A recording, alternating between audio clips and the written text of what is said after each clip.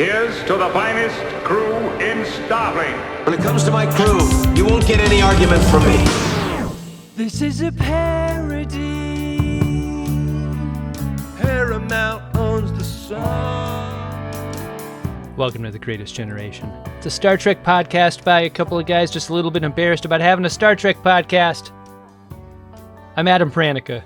I'm Ben Harrison. Wave to the people, Adam. We're on camera today. Hi! It's one of our beloved Code47 episodes, and we only had a couple of new items in the PO box, but we had something sent directly to our houses as well. So I think maybe we'll start with the PO box items and close with the direct to home items, if that's agreeable to you. It is agreeable, Ben, as long as you give us an update about your relationship to the post office and the post office box, because I think FODs really appreciate following along with the drama that can sometimes be. The post office was not crowded today, and I got the nicer of the two main people that work the desk. You got a favorite. I got a fave, and he was like, you know, it's one of those, like, you give them the slip that was in your P.O. box and they say, meet me at the door kind of post offices. Yeah. And I go over to the door and my plan was to go just past the door because that's the way it swings. I like the first one. And I was right in front of it when it flies open, way too fast for him to have gone and gotten my package and opened it. It's other much meaner postal worker with one of those white plastic tubs. She's going to go out and collect mail from the outdoor drop boxes and hit me with the door. I would expect nothing else really from that experience. I mean, I would expect either some sort of mental trauma, emotional trauma, or physical trauma from your experience, and this time it was physical. The Vegas odds makers didn't have to work very hard on this bet, Adam, but who you got your money on? Who said sorry in that interaction? I ran to the window to bet it, and they pulled it off the board before I could get there in time. Captain, I'm sorry to disturb you. I'm receiving a code 47. Verify. It is code 47, sir. Starfleet emergency frequency. Captain's eyes only. First package here is one of these, I guess it was maybe drop shipped to us. It was shipped by Fast Mail More out of Melbourne, Florida to you and I. I love a name of a company like that. Yeah, I'm guessing that's like a mailboxes store in a strip mall kind of an operation, right? Sure. The more is often copies. Got a letter. Hi, Ben and Adam. Greetings from Melbourne, Australia. What the hell? That's not Florida. This says Melbourne, Florida on the package here, but Melbourne, Australia. From the letter. Okay, I've been listening. Can you pay less for postage if you're mailing from Melbourne, Australia, and you claim it's from Melbourne, Florida? Oh, this is to get around the tariffs, maybe. Maybe. Is it possible that there's some kind of wormhole between the two Melbournes and they're in fact one place, and this person is exploiting that fact to lower their postage fees? I think it merits more investigation. Yeah, there's got to be like a true crime podcast that's getting on this right now, right? Yeah. I've been listening to and a supporter of TGG since I think 2018. You might remember me from such online meet and greets as that guy who was in a meeting room at work, October 2024, or alternatively from the classic 2020 P1, which revealed that I have a brother living in Melbourne, Florida. Okay, it's starting to come together. For years. I do remember you, by the way. That did click, yeah. Yeah. For years, I've been wondering what might make a suitable Code 47 offering, and at last I discovered some genuine Klingon pain sticks while on holiday last year. You can tell that these are real both by the scale and the fact that they're purple. Who knew that Worf just wanted his closest friends to gently soothe his aching muscles with lavender unguent? Unguent. What? I need unguent. In seriousness, I hope these can be of use. I enclose a picture of the beautiful farm that they came from on Kangaroo Island, 40 minutes by ferry off the South Australian coast. As I said during our meet and greet, I'm sure there's a sizable FOD community in Melbourne and around Australia, and we'd love if the figures ever stack up for you to make a trip down to one of our many comedy festivals, March through May each year. I'll sign off with a thank you for the years of brilliant pod and a question. I really loved the film festival episodes over on Greatest Trek. After listening to the Goonies episode and noticing that the film included a Troy, a Data, and an all-too-easy-to-escape from brig, and so many Star Trek caves, is it possible that it's canonical Next Gen? Best wishes, Jack. P.S. Mike, son of Fred here, longtime FOD, and brother of Jack, son of Fred. Jack was in charge of procuring the raw materials for this Code 47. God fucking damn it. And I managed the logistics. This involved hand carrying them from my former home in Melbourne, Australia, to my current home in Melbourne, Florida, after a long overdue vacation. It turns out that pain sticks are not considered a munition, so no actual smuggling was required. Oh, that's good. So these weren't in a butt. All the best to you and yours, and thanks for the great pod, past, present, and future. So we've got a photo of the farm here. I don't know if that's in focus. Beautiful lavender farm. I'm gonna go into the package now. A lovely gift wrapped box, including a pair of pain sticks, Adam. And look at that! It says so right on the package that it's a pain stick. We'll be putting pictures of these up on our socials if you want to check these out. Oh, look at that! If you're not currently watching the video. It's got like a ball bearing dispenser on there. I like that, like a roll-on deodorant. Let's see. Let me think of where my most painful spot is right now. Oh, you know what? I bruised myself sitting down on a fence the other day. I'm gonna rub Is that a new chair back there? Yeah. Oh, yeah. Borrowing it from my beautiful wife, who is very kindly lending it to me. It makes so much less noise. I know. I thought something had been missing from the record up until now. Turns out that's all it is. That's great. These pain sticks, so nice. Very nice. Thank you, Melbournians, for the kind gift. Yeah, thank you very much. Next package is a biggin, Adam, and it's from Harrisburg, NC. Doesn't say from whom, but I'm gonna go ahead and cut Maybe into you'll it. find out.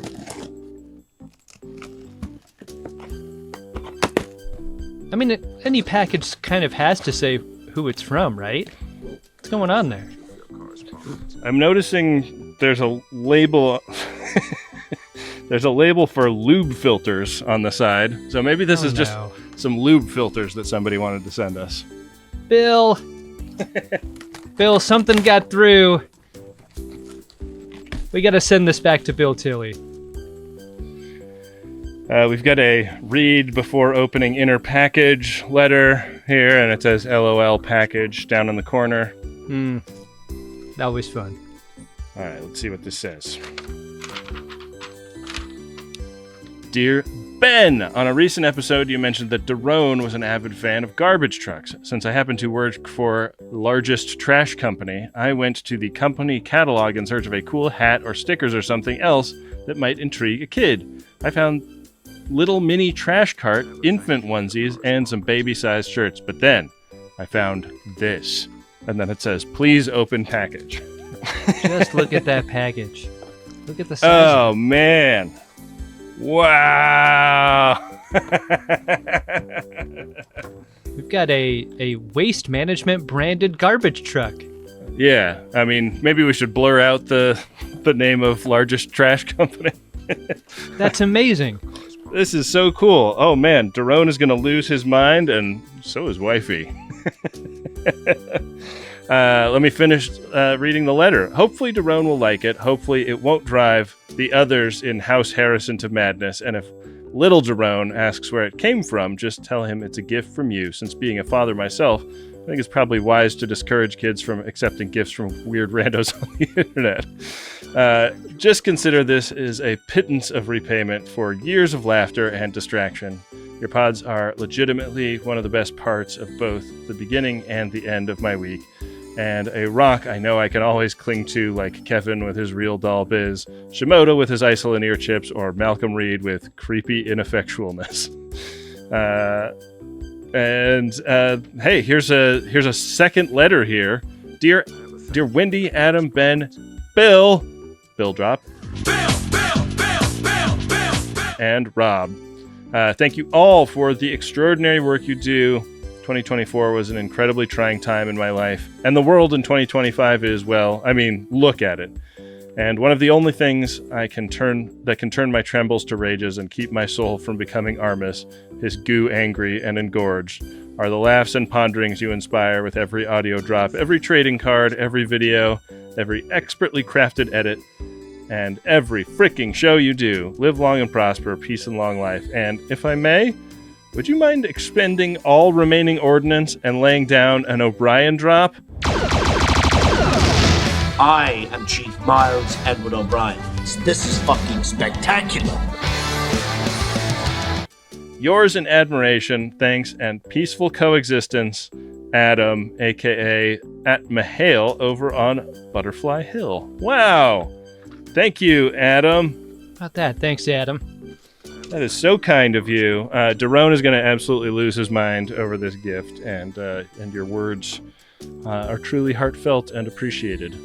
Okay, Adam. I think this is the moment we've both been waiting for. Oh yeah.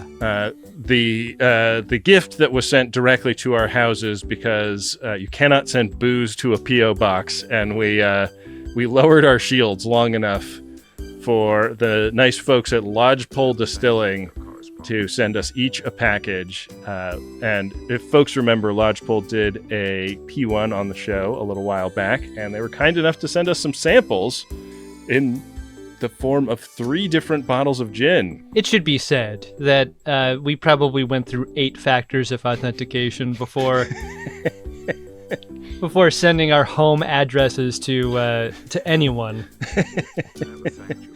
as we've done here with Lodgepole. Lodgepole coming through utterly here with 3 bottles of hooch in different flavors. We got the Lodgepole Gin Yuzu, the Lodgepole Gin Strawberry, and Lodgepole Gin Dry.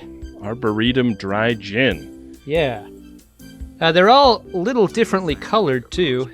Yeah, this Arboretum Dry Gin says it includes botanicals from the Washington Park Arboretum, which is pretty cool. And this is all distilled in Seattle, Washington, your old hometown. So, very exciting. Love kayaking through the Arboretum. That was a great thing to do out there. Are you, like, sneaking botanicals into your boat and then taking them home and distilling with them, or...? When I went kayaking, I brought my own botanicals. As you do. Well, cheers to that. I thought I would maybe take a little sipperoo of each one of these and then make a gin and soda of whichever one I decide is my fave.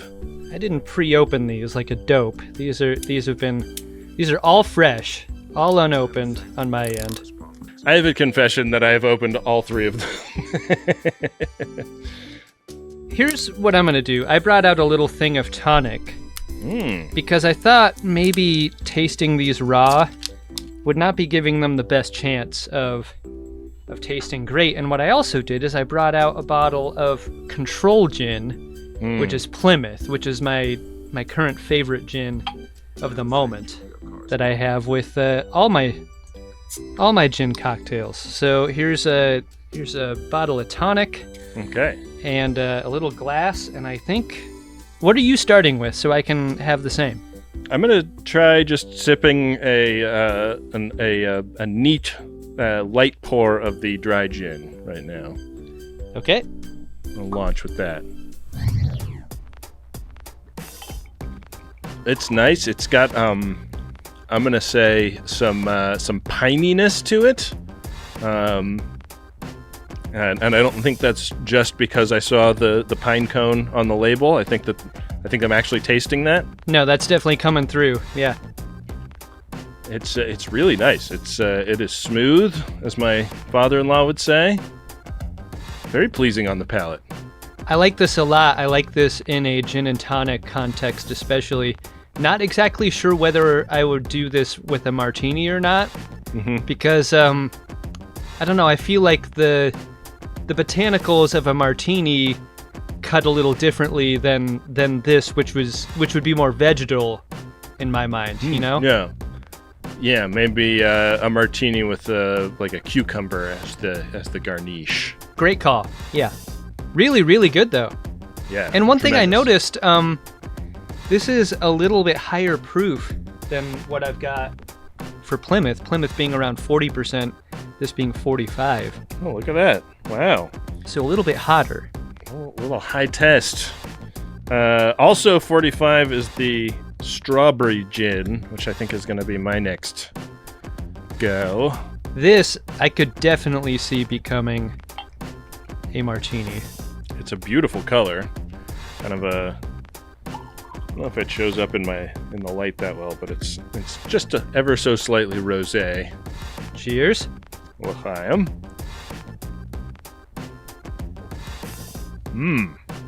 Okay.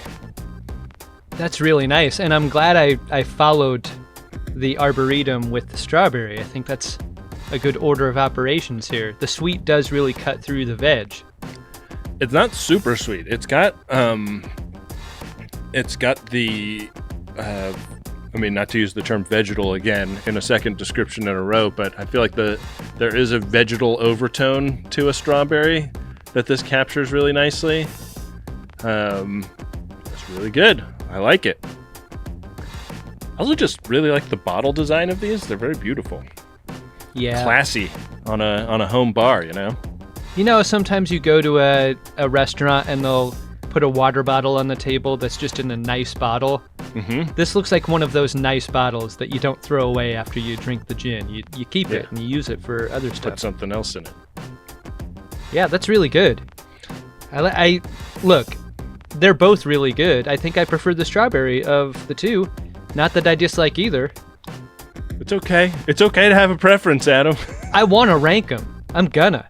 All right, I'm smelling the yuzu. Ben, I obviously know what a yuzu is, and I always have. But while I make my cocktail, maybe you could tell the FODs at home what exactly mean yuzu. Oh man, I mean, I think it is a Japanese variety of citrus, and I don't know much beyond that, and that I really like it. Like when I see a yuzu soda somewhere. Yeah. Yuzu hot sauce also is something I remember having and really liking. I feel like I can rely on enjoying whatever that is when I see it somewhere. So that's really interesting. Like if you see it in a thing, you know it to be good. I pretty much always hate like perfumes and scents that people use to make a space smell different. Except for every so often I'll be somewhere and I'll be like, what is that? That smells fucking great. And almost always the answer is verbena. And I don't know what verbena is, but if I like go find the little, you know, the little scented candle or whatever, it's almost always verbena is the answer to what is making it smell so good in here. That is really interesting you say that. And coincidental because I just switched underarm deodorants to a kind that's the scent. It's verbena. And I don't know what that is. I'm cuddling with you at the first opportunity. Hey, this is really great. I might like this the best of all three. Wow. That is really nice. I feel like that's the one I'm going to want in a gin and soda also, because it's really distinctive, and I feel like it's going to be its own drink in a really cool way. I take my martinis dry, and Gibson style with onions. And if they don't have onions, it's olives. But dry is how I like them. And I wonder, you could never have a dirty martini with any of these, I don't think. This is not the kind of flavor profile appropriate for that kind of cocktail, no? I always think of a dirty martini as a way to not taste the alcohol as much. And just get something else if that's your deal. I don't mean to offend our friend and agent who likes his filthy. Yeah. But I like the hot, sharp taste of a dry martini. But we should beat that guy up, let's be honest. I'm going to finish up with my Plymouth gin and tonic. Let's hear how it ranks against the Lodgepole Distilling Company's wares. I should say this bottle of Plymouth sent to me by Jonathan Heffler, great FOD for many years.